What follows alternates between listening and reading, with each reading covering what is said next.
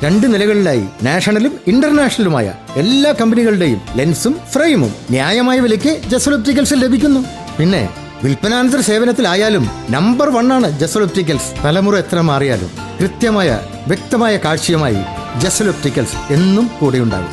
നാഷണലും ഇന്റർനാഷണലുമായിട്ടുള്ള എല്ലാ കമ്പനികളുടെയും ലെൻസും ഫ്രെയിമും ന്യായമായ വിലയ്ക്ക് ലഭിക്കുന്ന കൊച്ചിയുടെ സ്വന്തം optical showroom Jasal opticals. Jasal opticals, opposite TB hospital, Karivelippady, Kochi. Muthakunnam Sreenarayana Mangalam ക്ഷേത്രത്തിൽ കർക്കിടക വാവുബലി നടന്നു.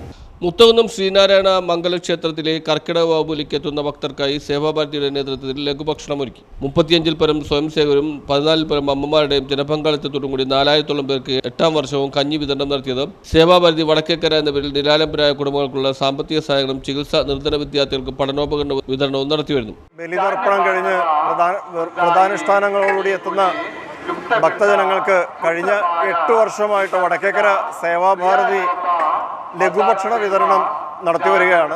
അതിൻ്റെ ഭാഗമായിട്ടാണ് ഇന്നും നമ്മളീ കാണുന്ന കഞ്ഞിയും കടലയും ഈ ഭക്തജനങ്ങൾക്ക് നമ്മൾ ഇവിടെ ഒരുക്കിയിട്ടുള്ളത്.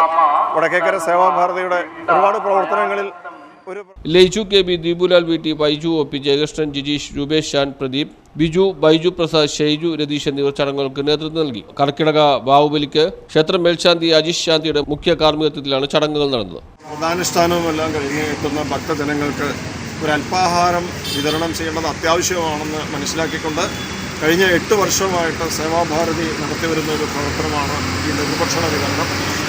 ഇപ്പോൾ നമ്മൾ ഒരുക്കിയിട്ടുള്ളത് കഞ്ഞിയും കടലയും അച്ചാറും ഒക്കെയാണ്. News bureau, Paravur.